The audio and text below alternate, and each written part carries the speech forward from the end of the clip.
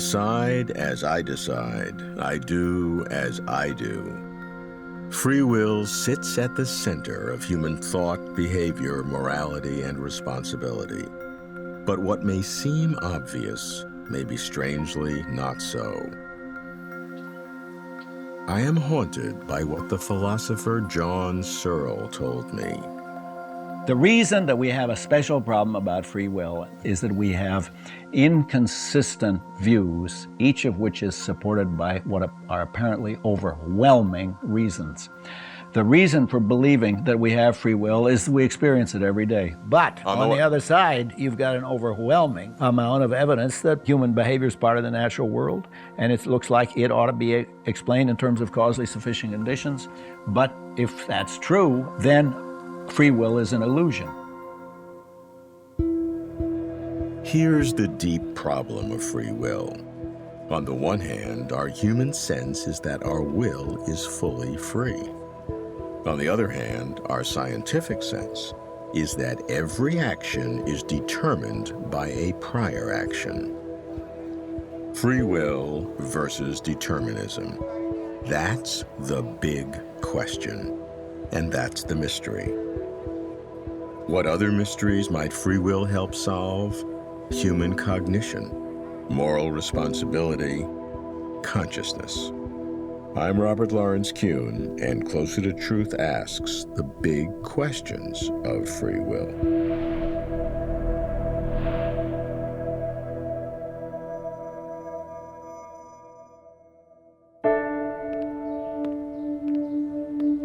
How to attack the problem of free will?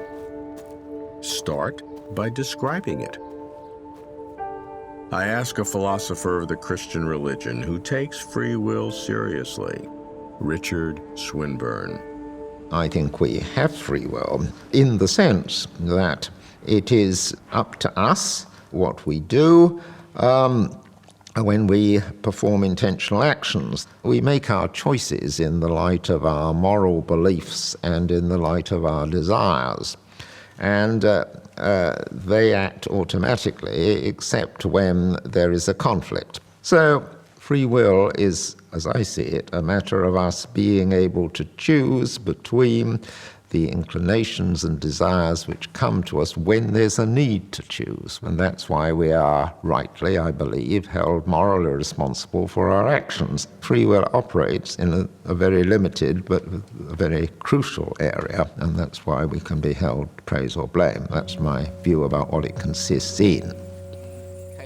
If free will is crucial for moral responsibility, could its mystery be central to our humanity? However, free will must be altered, claims philosopher of mind Ned Block, or free will must be an illusion. The problem with the concept of free will, at least the ordinary concept, is that it's incompatible both with determinism and indeterminism. It's incompatible with determinism because if my decision right now is determined, it's a function of my prior state and the inputs that I got, then it's not free in the ordinary concept.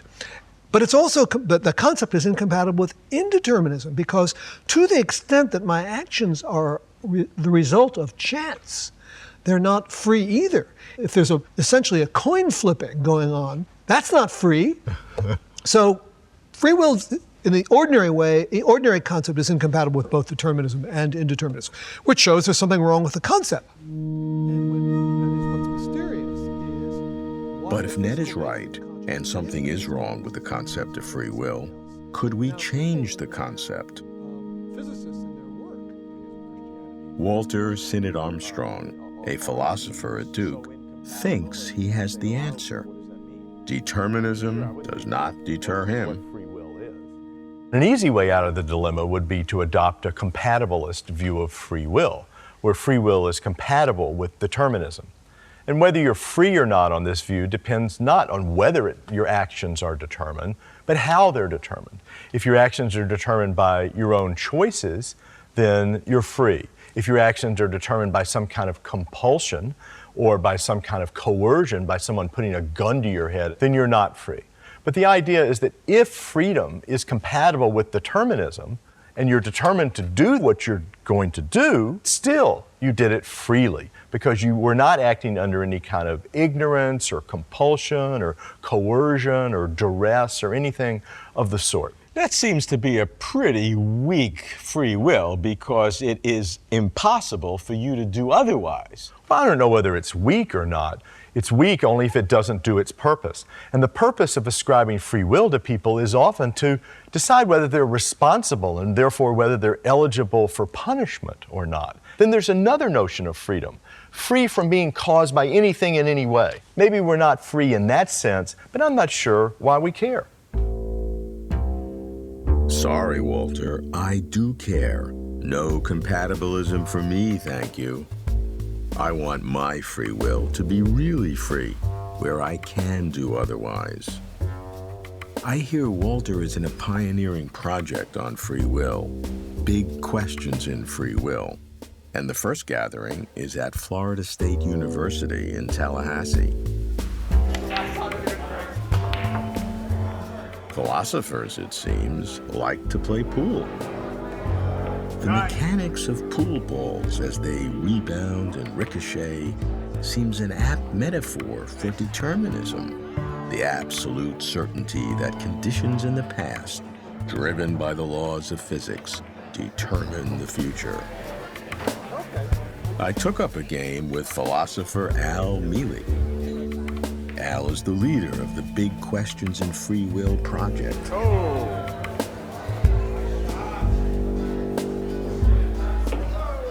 Pool? I played great. Truth to tell, not so great. Al won easily. Nice shot, Al. Thanks. It's easy to select shots that support my shaky ego. Is it also easy to select arguments that support my shaky beliefs? I wonder if philosophers select their arguments to support their beliefs. How not to fool oneself.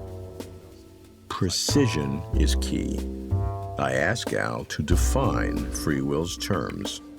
Somewhere along the line, I thought of a gas station analogy for free will.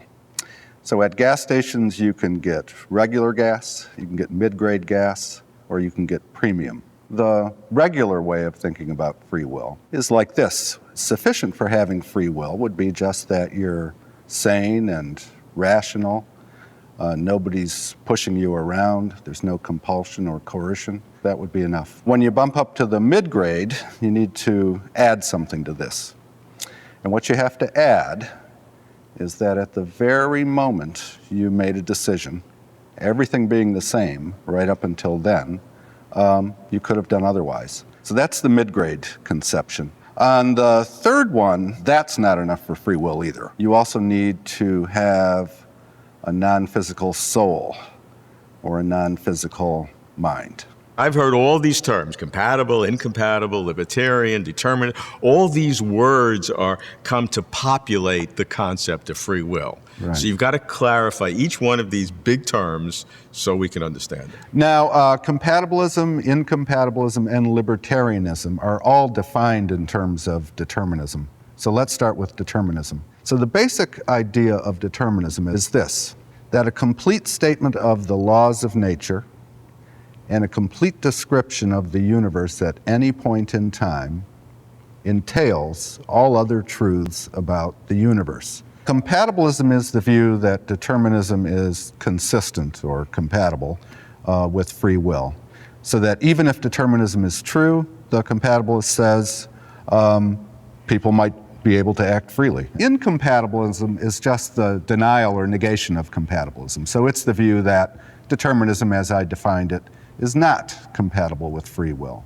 And then libertarians are incompatibilists who believe that people sometimes act freely. So libertarianism, which has nothing to do with political libertarianism, is the combination of two theses, incompatibilism and people sometimes act freely. Libertarians are saying that free will requires the ability to do otherwise, at particular moments, and compatibilists are denying that, because compatibilists are saying even if determinism is true, you can act freely. Let's link it back to the three different conceptions of free will. So the regular free will is a compatibilist kind of free will. Mid-grade free will is libertarian free will. So that's a kind of deep ability to do otherwise, or deep openness. The third kind, the premium kind of free will, is libertarian too. That is, it's incompatibilist, it's claiming that people act freely, but it adds to libertarianism an extra factor, a required soul, a non-physical soul, or a non-physical mind. Okay, Al, I get the positions of free will. But can we make progress after so many thinkers, so many centuries? That's the goal of the Big Questions in Free Will project, which, Al tells me, has three wings: science, philosophy, theology. Al's plan is to bring together scientists and philosophers and even theologians to conference together, to work together. Work together? Well, they can eat together. I guess that's a start. I'll be talking to them, so I should meet them. Wonder if I can pick out the scientists, philosophers, theologians by how they look. They may look the same, but they don't think the same. The scientists stress the brain. The philosophers debate arguments. The theologians involve God. I speak with participants from each of the Free Will Project's three wings. The science wing features neuroscientists and social psychologists. What happens in the brain when we make decisions? Why do we feel responsible for our actions? Psychologist Thalia Wheatley studies what makes humans infinitely fascinating. Can hypnosis and brain scans discern whether free will is an illusion? Hypnosis is an excellent tool that is just really coming into its own in cognitive neuroscience. I think for a long time, it's got this sort of checkered history of being part of a stage show, circus act, black magic, and so science wasn't going to touch it with a 10-foot pole. And then with the advent of neuroimaging, we started to see, oh, this is a real thing. It's an altered state of consciousness. It's something that's happening in the brain that we can study scientifically and utilize, exploit.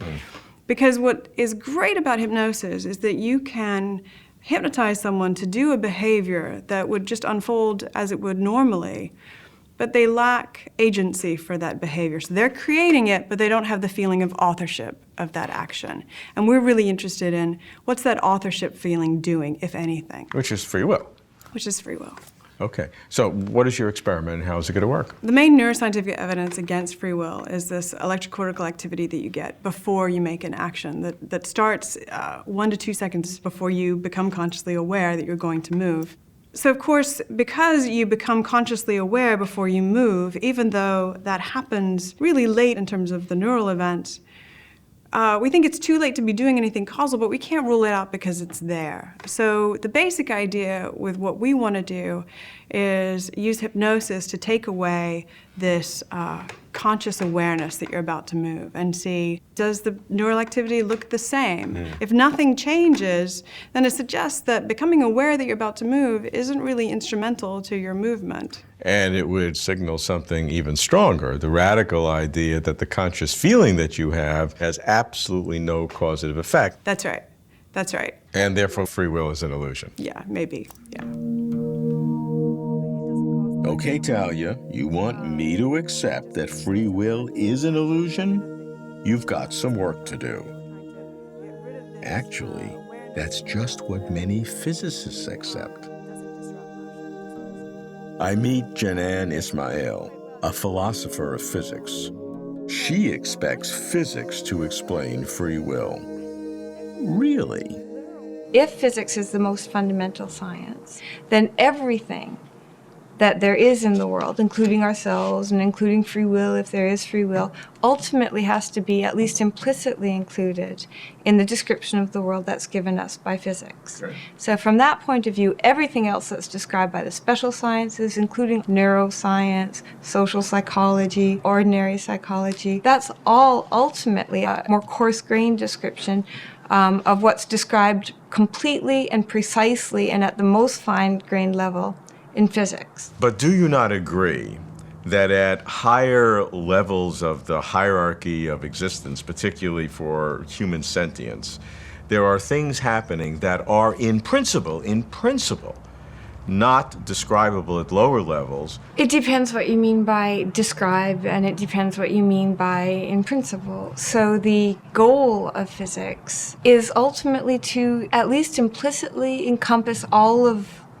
what there is, including all of the phenomenal feel, that is the way listening to a symphony feels to you. It's a matter of great controversy, and it's an unsettled question whether physics ever will be able to resolve that goal. I think right now it's not the case, in my view, that we have any knockdown arguments that that's not possible. It's certainly what physics strives to achieve, and it's what the completeness of physics, if physics ever does realize that goal, will consist in. It's an axial issue, Jenann. Can physics ever fully explain consciousness? Much rides on the answer, and free will is in the thick of it. The project's philosophy wing deals with fundamentals of free will. What conditions are necessary for free will? Do free will and consciousness need each other? Adina Roskies, with 2 PhDs in neuroscience and philosophy, asks how decision-making and consciousness affect free will. Decision-making is something that you can have, first of all, without consciousness.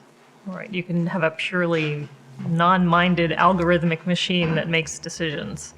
But I think that what we think of when we think of making free decisions is there's some aspect of consciousness involved in those, but it's really not clear what aspect of consciousness is important for a decision to be free. But I think that the common sense notion of free will has something at least to do with consciousness and responsibility. Now, it's possible that you could even make free decisions unconsciously, and a lot of social psychology seems to suggest that we freely make decisions that we're not necessarily conscious of as we're making them.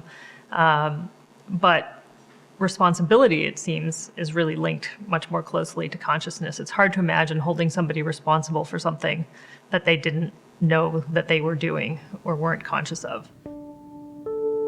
No consciousness, no free will, no responsibility. But what about crime and punishment? We're talking social order here. A slippery slope, don't you think? Now my favorite. Can free will probe the essence of consciousness? Tim Bayne, a philosopher of mind, asks how volition relates to consciousness. So we know the mind is full of unconscious bits of information. We register all sorts of features of the environment where those registrations don't make it into consciousness. We're unaware of them. All that information can influence cognitive functions, can influence action. But we also believe that consciousness is important and necessary for certain types of action, for certain types of functions. So patients who are in a vegetative state can do very little. They seem to go through the sleep-wake cycle, but they won't respond to commands. And a recent work using an fMRI study, functional magnetic resonance imaging study, asked a patient to engage in some voluntary imagery. They asked this vegetative state patient to imagine walking around her house for 30 seconds, and then asked her to imagine playing tennis for 30 seconds. And we know that these types of imagery, because they involve different types of behavior, different contents, trigger different types of the brain. And they looked at her brain patterns over this 30 seconds, and it looked like she was following these commands. And the authors of the study concluded that she was conscious, even though she hadn't engaged in any outward behavioral manifestations of consciousness. The reason why they took the neural activation to be evidence of consciousness in this patient was that they took the neural activation to be evidence of agency, voluntary agency. So that's the nexus between consciousness and free will. Exactly. Because you need the consciousness to have the volition to... That, in a nutshell, is the idea. And then the question is, well, there's different kinds of consciousness, there's different kinds of volition. Which kinds of consciousness do you need for which kinds of volition, and under what conditions? And they're blunt instruments. The dance of volition and consciousness, each spotlighting the other. But can free will dig deeper? There is a theological dimension to free will, and when disputes about God touch debates about free will, strange things happen. The project's theology wing asks about divine freedom and human freedom. If God does only what's best, how is God free? If God knows the future, how are humans free? Human freedom and divine foreknowledge must be compatible, argues David Hunt, a philosopher of religion, because there are no alternatives. When you bring God into the mix, death isn't the end. Something happens afterwards, which is usually conceived of as some kind of reward and some kind of punishment, ratcheted up to the nth degree when you have to bring heaven and hell into it. Which relate to free will, because theoretically the reward and punishment have to do with some kind of a moral judgment of our moral responsibility, which relates to free will. Exactly. Yeah. Christian philosophers tend almost overwhelmingly to be libertarians. Theologians tend overwhelmingly to be Calvinists. In other words, believing in predestination. Right. Calvinist theologians seem to be more concerned with coming up with an account that gives its due to divine sovereignty, whereas philosophers who tend to be more concerned with moral responsibility tend to go for a robust conception of free will. I think, first of all, that this is But given David's robust concept of free will, bringing in God brings in problems. I ask again, if God knows the future, then how can humans have free will? I recall that Alvin Plantinga, a leading Christian philosopher, claims to have figured out how. Al, you believe that God knows the future, right? Right, I do. You also believe that human beings have free will. I believe that too, right. How do you reconcile the two? Well, first of all, I'd have to ask why there's a problem about that. Suppose that the future is going to be a certain way. It's now true that I'll walk out of the door at a certain time.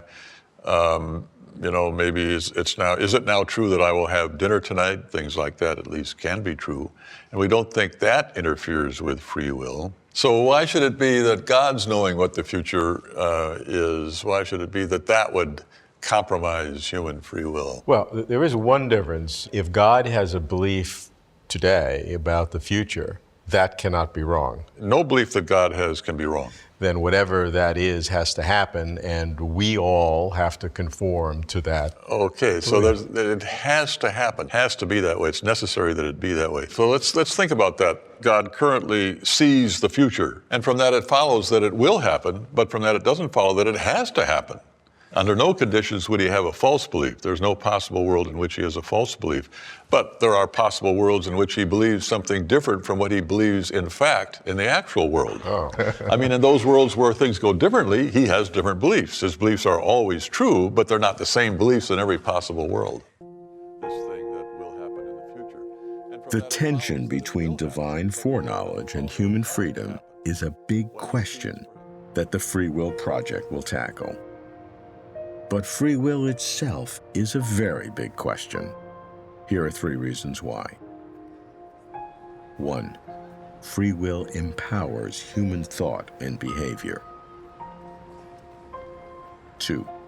Free will enables personal moral responsibility and social moral judgment. 3. Free will probes the essence of consciousness. Can the big questions and free will project make progress? I'm cautioned by John Searle's warning.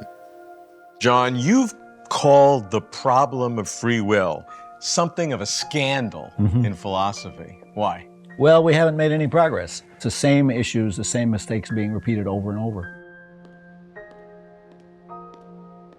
The projects are pioneering.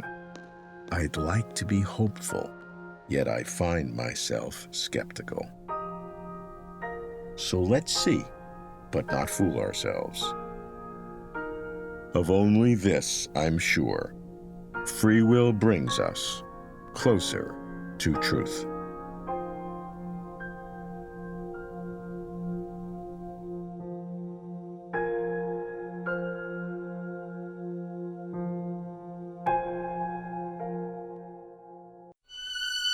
For complete interviews and for further information, please visit closertotruth.com.